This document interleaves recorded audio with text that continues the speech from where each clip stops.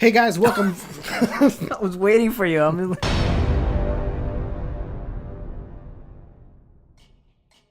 Hey guys, welcome back to Watching Sundays. So this is The Walking Dead episode For Some Guy. Oh my goodness! It's a Ezekiel-focused episode. That's your favorite character. Of course, Carol, isn't it? But it was just gut-wrenching. I've been looking for something to go wrong this whole season so far. You got what you wished and for. It finally happened. I don't know if I wanted it to happen, but it finally happened, and it's gut-wrenching. It's a great episode, very sad episode. R.I.P. Shiva. Yeah, I mean I don't know how I feel about that. That was such a sad moment. Like, I was, at the same time, I was glad that she showed up, but then You realized I was as soon as she showed up. I was like, yo, she was gonna come and save the day. But Right. I didn't know that she was gonna go down, so...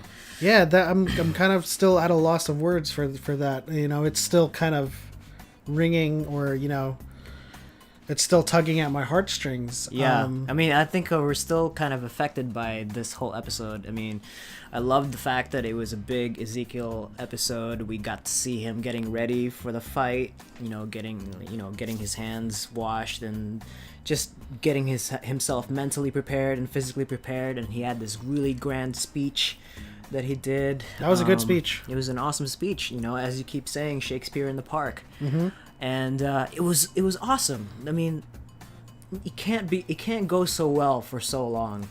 Yeah, and the beginning of the episode kind of made it feel like he was going to deliver on all fronts, where they were just going to win left and right. But it seems like, well, I mean, we saw from the end of the previous episode that things went wrong immediately. Yeah, but yeah. Then we see the fallout of what transpired with all of the deaths. They lost a lot of people. I think they lost almost everyone. Yeah, I mean, when they turned around and you saw them just like a horde in and of itself. Everybody. I was like, did they just kill everybody? Like, that one gun in that little sniper nest took out the entirety of their 50 party. cal, flashes of Saving Private Ryan was storming the beach. I mean, everyone just got obliterated. And I was wondering if Ezekiel was actually finding out at that very moment if everybody was infected, or did Rick tell him that's a good that question. secret? I don't know. I don't remember Rick ever telling him that. So I mean, it looked like he was kind of coming to the realization. I'm like, these guys weren't bit. But it was part of their plan, right? At the other outpost.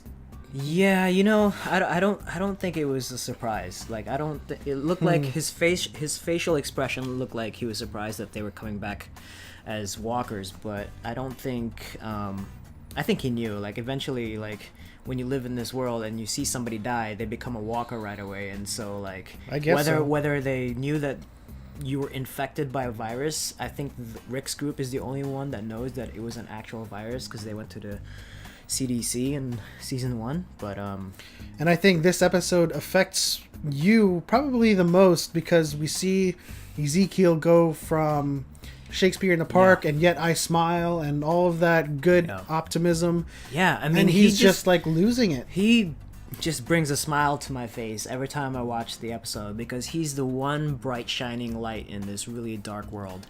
And his grand speeches, we lost not but one, and then we will save the day, and we will find our first and our second and our third victory shall come. And then you just kind of witness him, his confidence just die in front of our eyes. Yeah, he started refusing the fact that he was a king. I'm not your king. And it was kind of, and it all kind of just comes down when Shiva goes down. Yeah, he had a meltdown. And I'm glad that Jerry is still alive. Jerry was a badass. Yeah. Carol was a badass. She had a really good scene where she was kind of doing this Metal Gear Solid, sneaking around the compound, and she just mowed down the enemies, and she was also keeping them from driving away with the guns. It's very ironic, right, that Carol, yes, Jerry is there as well to kind of solidify that Ezekiel is the king and he is their leader, but it's also ironic that Carol is there as someone that would serve as what would you say, because you spent so many seasons of Carol just down, Yes, and it was Ezekiel was spending so much time trying to build her back up. Yeah, it's funny that she kind of takes this like 180. Yeah. Because, you know, leading up to this moment in the episode, she was very what is that called? She was doubtful. Yes. She was very doubtful. Like, it took Ezekiel some time to convince her to get out of the house and join this rebellion. She was the eternal realist, and Right. then by the end of this episode, we're kind of seeing a Carol that's kind of trying to goad the king back into being optimism, She was or hopeful. back into being optimist. Yeah, he did such a great job being hopeful and being positive that she saw the light, and now it's almost like it's her turn to make sure that he doesn't go down the deep end. Yeah, there was a micro arc there where she had to decide whether she was going to kill those guys or save Ezekiel and Jerry. Right. And she ended up saving Ezekiel and Jerry. And then they got away, but not for long. Not for long. You and I were looking at each other, like, what is that sound? Yeah, we heard some sort of motorcycle, and then, you know, wouldn't you know it, Daryl and Rick intercept that car and take care of business. You Yeah. know, the guns don't. like I guns said don't- in the previous episode, they're the most dangerous two people in this world. they will never die. They probably won't die, and they'll probably still be the most dangerous people going into Indeed. the final season. Yeah, I you mean, know? Rick just drives up next to him, jumps into the car. I mean, come on, seriously, like, if you saw Rick driving up next to you and he's going to kill you, I mean, and yeah. you have a gun, There's not much you can do about that. I mean, I would at least try to shoot him. I mean, it's like Negan at this point, right? You kind of see him, and you kind of know that you're kind of screwed at that point, right? Yeah, like, kind of, So it should. if any one of those characters show up, you might as well Yeah, I mean, look for the next in this, casting call. in this kind of world, right? In this kind of this arc that we're in, everybody should know the big bads, right? You have Rick, you have Negan, and that's it. Daryl. And yeah, Daryl being one of those, his like right hand man, but Rick and Negan, right? Right. So if you're one of Negan's guys, and you go up and you get up close and personal, face to face with Rick, how much of that, or how much of you is saying, I think I can take this guy, and how much of you is like, oh shit, I'm fucked right now. Yeah. I mean, he didn't really stand a chance. Like, as you can see in the next scene, how the build-up goes. Out the car, he's probably dead. He stabbed him in the gut, and then they got the guns. And how is that going to turn out? We don't know. Leading into the next episode, it seems like Gabriel is in Deep shit. Like, literally the first scene we see of the preview is him getting tackled by Negan. And I remember when you were saying, it was like, man, if you see him and you have a gun standing there, yeah, just spray. Just spray and away. pray. You know? Spray and pray. You don't like. Hope You're to not God like. that you get him. Huh? So you hear Negan's voice. Just let it all out. Yeah. And then, as if to kind of spoil it for us, the preview has somewhat of a meeting between the higher ups in the high-ranking saviors, yeah. and it seems like they're trying to weed out the mole. Right. And so There's Dwight my- Meter. Yeah. I don't think he betrayed them. I think. Yeah, I'm probably leaning towards that now because, or Leaning, you saw.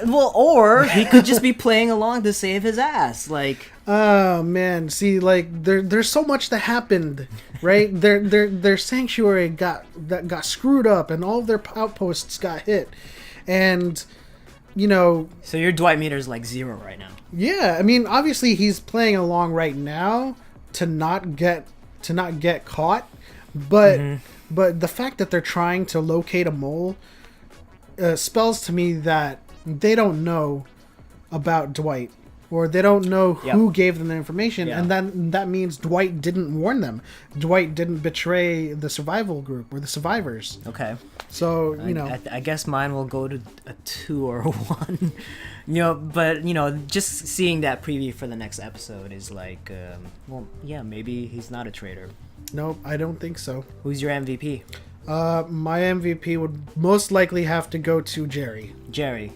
It would have to be Shiva because she came in the last moment in Ezekiel's worst times. Mm-hmm. I thought it would bring him back, but then it kind She of did. brought him further down. Yeah, kind of sacrificed herself. I pick Jerry because I think the episode is kind of referring to some guy as the guy who's trying to take the king in, but Jerry saves him. So Some guy. Is that the I mean, some that, guy? like, that really geeky. The guy with the looking glasses guy. who's trying to be all like, Tough and save bring him in. the day and capture the king, but And he gets cut in half. Jerry's just like woo and just That lobs was definitely him. an MVP moment. Yeah, for sure. Yeah, I mean, a great episode, gut wrenching, really. Yeah, kind of very like, very. hit me I'm hard. sad for Shiva, and I'm also sad for Ezekiel. I mean, I am. Yeah. he went from the eternal optimist to now, who knows? He's just walking through the crowd, just sullen and just downtrodden. And Yeah, I mean, what's gonna put a smile in my face in these upcoming episodes if he's gonna go down the deep hole? Daryl. They never put a smile. Well, Daryl puts a smile on my face a lot, especially when he just ends up I just look forward doing something. I look forward to those Shakespeare in the Park moments, though. That's true. We will seize the day. You shall doubt nothing. But at the same time, we get a lot of moments in this series where you want to say, just do it. And Daryl's one of those guys who will just do it. He'll just kill him and move on. Yep. And that's all you get with him. What you see is what you get with Daryl. And he's a straight shooter. He'll do whatever it takes. And there's nothing confusing about him. Yeah, I think he's the only character that never wavers. Probably never. He has a mission. And he went through a lot, and he's still, going on strong. You know, with Rick, there are some times where you can kind of see him kind of wavering a little bit, but well, that's their character. it is what it is. It is what it is. That's our review of Some Guy. If you liked this review, give us a thumbs up and subscribe, and we'll see you guys next week. All right, guys. Bye.